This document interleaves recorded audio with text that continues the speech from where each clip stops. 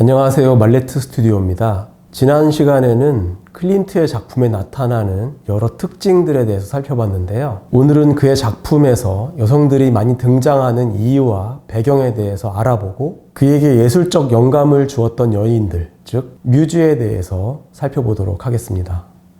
클림트의 작품에는 유독 여성들이 많이 등장하고 그녀들을 초월적인 존재, 삶과 죽음의 이중성을 가진 존재로 표현하고 또 에로티시즘과 가학성을 동시에 지닌 위험한 존재로 표현합니다. 그 이유로 클림트의 개인사, 즉 여동생과 모친의 죽음을 꼽는 경우가 많습니다. 특히 그의 작품에서 여성적 주제가 에로틱하고 퇴폐적인 방식으로 심화된 데에는 이 비극이 영향을 미쳤다고 보고 있습니다. 그의 여동생 에르민네는 28세의 젊은 나이에 갑작스러운 죽음을 맞이했습니다. 이 사건은 클림트에게 큰 충격을 주었다고 합니다. 그 이유는 이후에 부친과 동생 에른스트가 같은 해에 연이어 사망하기 때문이기도 했지만 자신이 아끼던 여동생이 가족 중에서 가장 먼저 사망하고 이후 가족들의 죽음이 이어졌기 때문에 그녀의 죽음이 절망과 불행의 신호탄처럼 여겨졌을 것입니다. 한편 그의 모친은 음악적 재능을 타고난 사람으로 어린 클림트에게 예술적 영감을 주었다고 알려져 있습니다.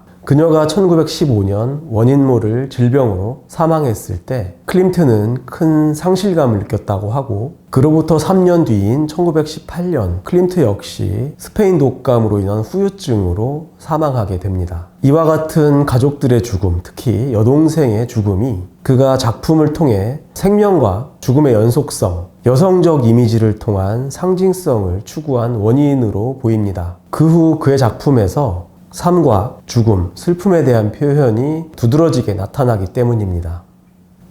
클림트의 작품에서 여성이라는 존재가 가지는 의미에 대해서 알아보겠습니다. 작품 희망 1에서의 임신한 여성은 생명력과 그 순환을 나타내면서도 동시에 죽음과 삶의 경계를 암시합니다.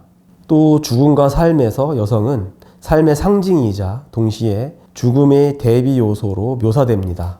그는 여성을 생명 탄생의 근원으로 여기면서도 임신이라는 여성 특유의 생물학적 역할이 여성 자신을 고통이나 죽음으로까지 이끌 수 있는 이중적이고 모순적인 것으로 인식하고 이를 적극적으로 표현했습니다. 이는 생명과 죽음이라는 이중적인 요소를 내포하고 있는 여성이라는 존재에게 희망과 절망이 뒤섞인 인간의 삶을 투영한 결과라고 하겠습니다. 유디트 1, 유디트 2와 같은 작품에서의 여성은 매혹적이면서도 치명적인 판무파탈의 이미지를 극명한 대비를 통해 드러냅니다. 이들 작품에서 클림트는 여성에 대한 에로틱하면서도 강렬한 시각적 표현을 통해 그 관능미가 가진 파괴적인 힘이라는 위험성을 나타냄으로써 여성이라는 존재에 대한 자신의 인식, 즉 욕망과 애정의 대상이면서도 언제 자신을 파괴하거나 떠날지 모르는 두려운 존재로 표현했습니다. 클림트는 여성을 육체적 욕망과 영혼의 초월성이 동시에 내재된 존재로 보았습니다. 그는 이런 생각을 자신의 작품에서 인간의 내면적 갈등과 이중성을 여성이라는 형상을 통해 담아냄으로써 인간의 이중성을 탐구했습니다.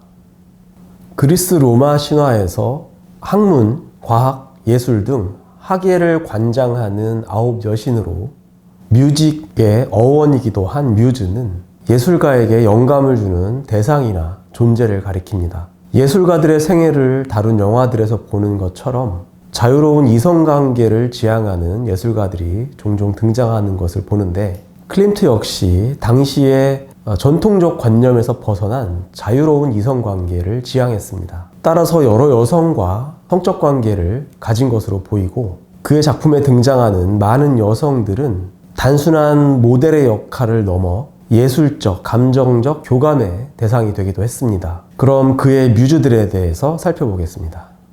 마리아 미치 짐머만은 그의 가장 오랜 모델이자 연인이었습니다. 여기서 미치는 독일어권에서 마리아라는 여성 이름의 애칭입니다.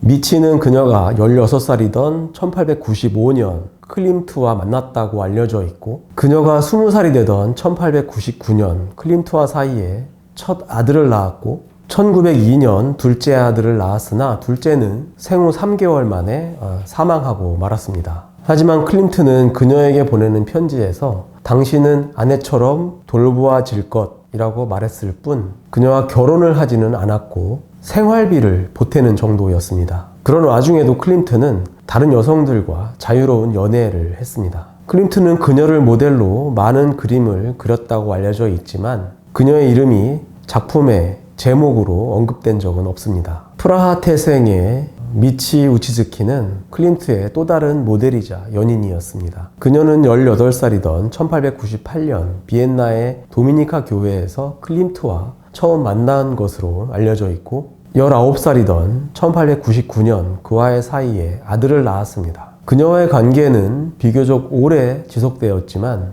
역시 그녀와 결혼을 하지는 않았고 약간의 생활비를 보내고 가끔씩 교류하는 정도였다고 합니다. 우치즈키 역시 클림트의 모델이었지만 그녀의 이름이 작품에 언급된 적은 없습니다. 엘라라는 애칭으로 불렸던 콘수엘라 카밀라 후버 역시 클림트의 뮤즈이자 연인으로 알려져 있는데 15살이던 1911년 클림트와 처음 만난 것으로 추정됩니다. 1912년부터 15년까지의 어린 나이에 클림트와 사이에 두 아들과 딸을 낳은 것으로 알려져 있고 불행하게도 딸 샤를로테는 2살이 채 안 된 1915년에 사망하게 됩니다. 자신의 연인들에게 많은 편지를 보냈던 클림트였지만 그녀와 사이에 남아있는 편지는 없는데 이것은 그녀가 편지 일체를 파기했기 때문이라고 추정합니다.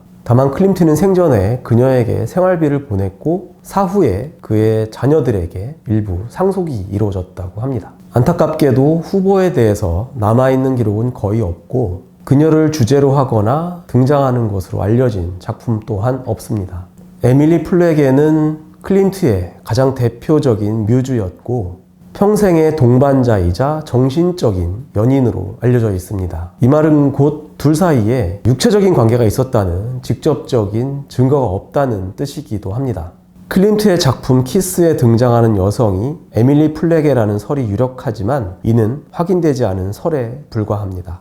에밀리 플레게는 오트 쿠티르라고 하는 오늘날의 패션 디자이너이자 자신의 패션 살롱을 운영하는 사업가였습니다. 한편 19세기 중반부터 건강과 활동의 자유를 표방한 의류개혁운동인 리폼드레스, 도이로로 리폼 클라이둥의 운동가이기도 했습니다. 특히 여성봉의 개량은 활동에 방해가 되는 거추장스러운 요소들을 제거함으로써 자유롭게 움직이고 사회생활에 적극적으로 참여할 수 있도록 하기 위한 것이었습니다. 이와 같은 개혁운동은 이미 18세기 후반부터 코르셋이 건강에 해롭다라는 것이 밝혀지면서 많은 지지를 받고 있었습니다. 에밀리는 코르셋이 없이 입는 어깨부터 느슨하게 걸치고 소매가 넓고 편안한 타입의 리폼 드레스를 디자인했는데 이는 클림트의 작품 속 여성들의 의상으로 자주 등장합니다. 에밀리의 언니인 헬렌은 클림트의 형제인 에른스트와 결혼한 사이였는데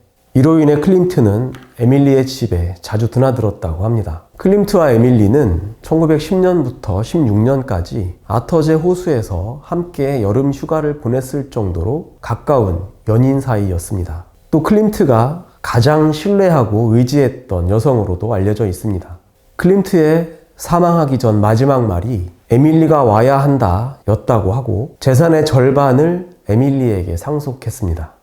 아델레 블로흐바우어는 오스트리아의 은행가이자 사업가인 페르디난트 블로흐바우어의 부인입니다. 클림트는 그녀를 모델로 한 전신 초상 2점을 그렸는데 그중 아델레 블로흐바우어의 초상 1은 클림트의 작품 세계에서 이른바 황금 시대를 대표하는 작품입니다. 비엔나 사교계의 명사이자 이른바 살롱을 운영했던 그녀와 그녀의 남편은 유명한 예술 후원자였습니다. 아델레와 클림트가 연인이었다는 설이 있는데 그 근거는 그녀가 작품 속에서 황금빛으로 둘러싸인 여신처럼 묘사된다는 점과 매혹적이고 오묘한 그녀의 표정 또한 둘 사이에 평범하지 않은 관계를 암시한다는 점, 그리고 클림트의 천재성에 매료된 그녀가 후원자로 만났다가 연인 사이로 발전했다라는 추정 등입니다. 여전히 예술계의 논란인 이 설은 근거가 부족하다는 것이 일반적인 견해입니다. 아델레의 일기나 편지, 클림트의 기록 등을 보아도 그러한 정황은 없고 바우어 가문 또한 적극적인 후원자에 불과했다라고 공식적인 입장을 밝혔다고 합니다. 이러한 논란의 원인이기도 한 아델레 블로흐바우어의 초상 원은 금박을 활용한 화려한 장식성과 세밀한 묘사로 당시 오스트리아 헝가리 제국의 상류층 문화와 유럽 미술의 정수를 담고 있는 모던 아트의 걸작입니다. 특히 클림트만의 독창적인 스타일과 상징주의적 표현의 결합으로 오스트리아 미술사에서 차지하는 위상이 이탈리아 미술에서 레오나르도 다빈치의 모나리자가 가지는 위상과 비견될 정도라고 합니다. 또 작품 모나리자에서 모델이 풍기는 분위기처럼 아델레의 초상 또한 신비롭고 우아한 여성으로 등장하는데 작품 속의 아델레는 금빛으로 둘러싸여서 신비로운 분위기와 세련된 기품을 풍겨서 관객들에게 미묘한 감정을 불러일으킨다고 합니다. 이처럼 두 작품 모두 인물의 표정이나 자세에서 보는 이로 하여금 다양한 감정과 해석을 불러온다는 점에서 이 작품을 오스트리아의 모나리자로 부르기도 합니다. 한편 이 작품은 나치에 의한 약탈로 더 유명해졌습니다. 전쟁 이후 소송을 통해 2006년 그녀의 조카딸인 마리아 알트만의 소유권이 인정되었지만 그녀는 이 작품을 보관하거나 운송할 비용이 없어서 유명 화장품 브랜드인 에스티 로더의 오너이자 정치인인 로널드 로더에게 1억 3,500만 달러라는 당시 기준 세계 최고가에 판매하였고 이후 이 작품은 뉴욕의 노이에 갤러리에 전시되고 있습니다. 이를 통해 오스트리아의 모나리자라는 별명은 더욱 확고해졌고 마리아 알트만의 일대기와 이 작품의 반환에 관한 이야기를 다룬 우먼 인 골드라는 영화를 통해서 대중에게 더욱 관심을 받는 작품이 되었습니다. 1899년 37살의 클림트는 17살의 알마 말러를 만나 그녀에게 빠지게 됩니다. 클림트는 알마에게 강렬한 매력을 느꼈고 그녀는 그의 열정적인 접근에 응하면서 감정적, 육체적 교감을 나눴지만 그녀는 금세 클림트에 대한 애정이 식었다고 하고 이들의 로맨스는 오래가지 못했습니다. 비엔나의 유명 풍경화가인 에밀 야콥 쉰들러의 딸로 작곡가였던 알마 말러는 1902년 오스트리아 궁정 작곡가였던 구스타프 말러와 결혼하게 되는데 그녀는 구스타프 말러의 뮤즈로도 유명했습니다. 1911년 구스타프 말러가 사망하고 난 뒤 1915년에 바우하우스의 창립자인 발터 그로피우스와 결혼했다가 1920년에 이혼하고 1929년 소설가이자 극작가인 프란츠 베르펠과 다시 결혼했습니다.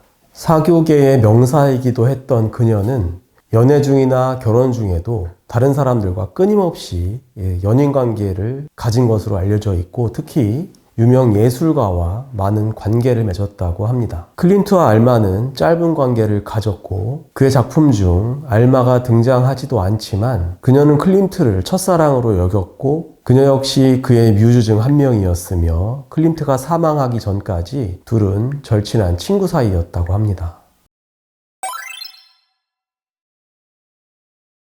지금까지 알아본 여성들 이외에도 클림트는 수많은 여성 모델들과 성적인 관계를 가진 것으로 추정되고 특히 그의 에로틱 드로잉에 등장하는 많은 여성들은 단순한 모델만은 아니었고 사적인 관계를 맺은 대상들이었다고 합니다. 그는 매우 자유로운 연애관을 가졌던 것으로 보이는데 특히 젊은 여성에게 매우 집착적이었다고 평가할 수 있겠습니다. 어찌 보면 이것을 그의 도착적인 성적 취향으로 볼 수도 있고 그의 모든 여성들이 뮤즈였는지 의문이 가기도 합니다. 다만 자신만의 여성관을 작품에 표현한 천재적인 예술가에게 그런 평가는 너무 무성의한 것 같습니다. 따라서 그의 삶에서 그 원인을 찾아본다면 여동생과 모친의 죽음 이후 가지게 된 여성관, 즉 욕망의 대상이자 두려움의 대상이며 삶의 힘이자 죽음의 가능성이기도 하다는 인식과 사랑하는 사람에 대한 결핍이 여성들에게 투영되면서 이것이 집착적인 감정으로 발현된 것이 아닌가 생각해 봅니다.